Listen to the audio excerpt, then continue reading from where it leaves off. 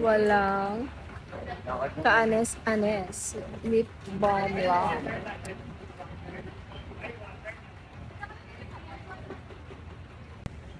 Maganda pa ka sa immigration. Siya. Congrats. Isang butas na lang immigration ng Taiwan.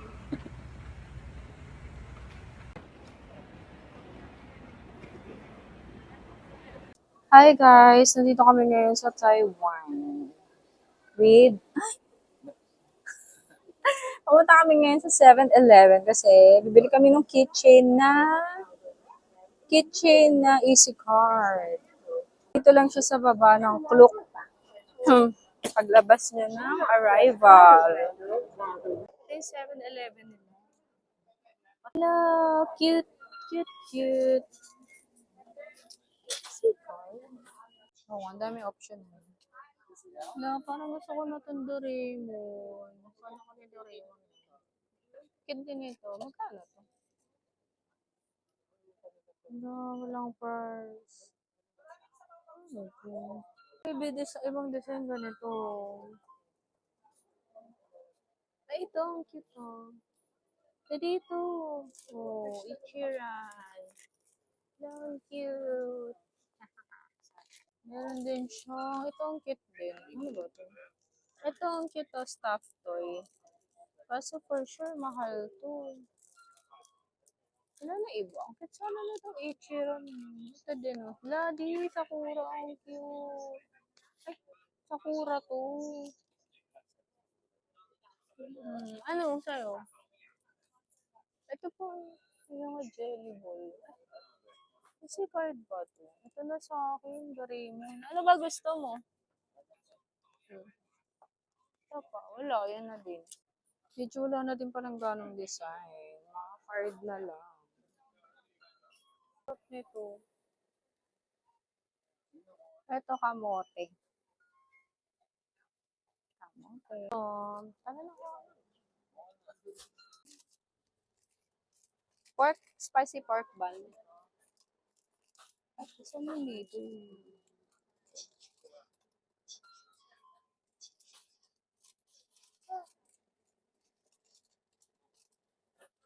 Ang lasa. Coffee. 35 dito. 35. 35 din. Gusto ko tikman yung coffee na yun. Pero, baka mas mura sa Carrefour. Sobrang dry ng mukha. Ano, MRT. Wala sa Chinese. Soba.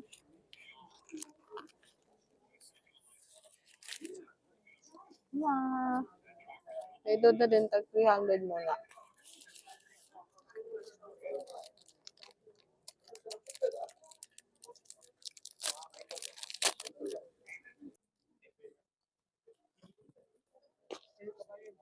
Ano po?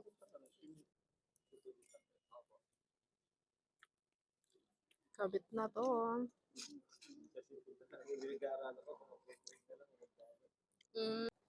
Yeah.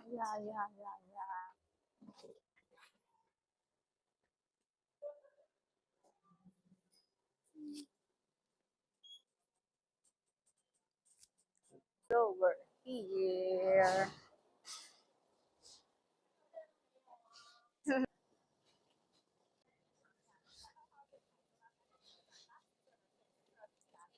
Thank you. Bye. Naman ito magagamit. Nakuha na namin yung aming purple ticket. Diba yun? Kasi marunong kami ng instruction.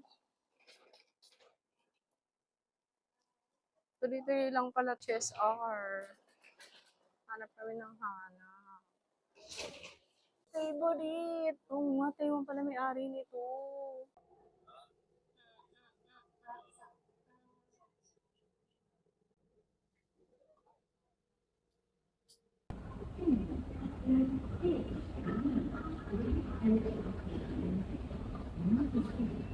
So guys, masanay na kayo na pag sa Taiwan, ganito yung CR. Ganyan talaga siya. Nandito kami ngayon sa Taipei Main Station.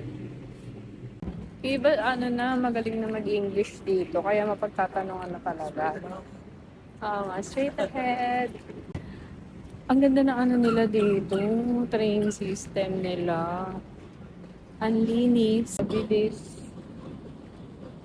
Parang tinalo pa yung airport natin sa Pilipinas.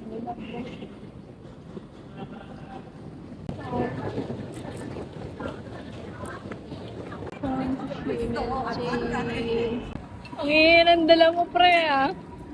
Parang mga ngarol. Super cute. 7-Eleven Hello Kitty. Hindi niya na daw po kaya.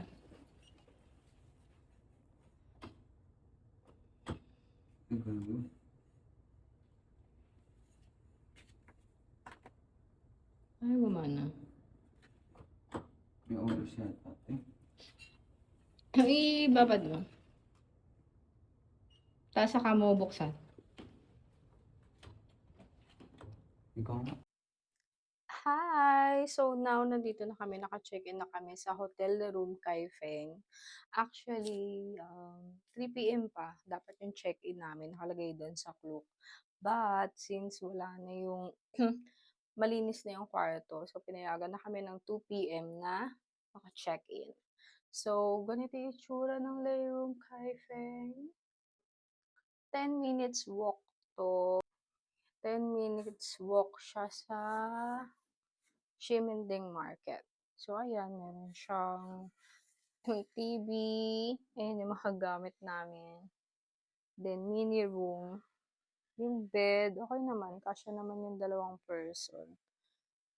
Aircon, may kettle, may blower. Ay, same sa blower ko, ang galing.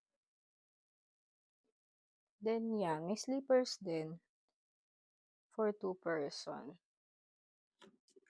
Buksan na natin ang aircon. Ito ba aircon? So, yan.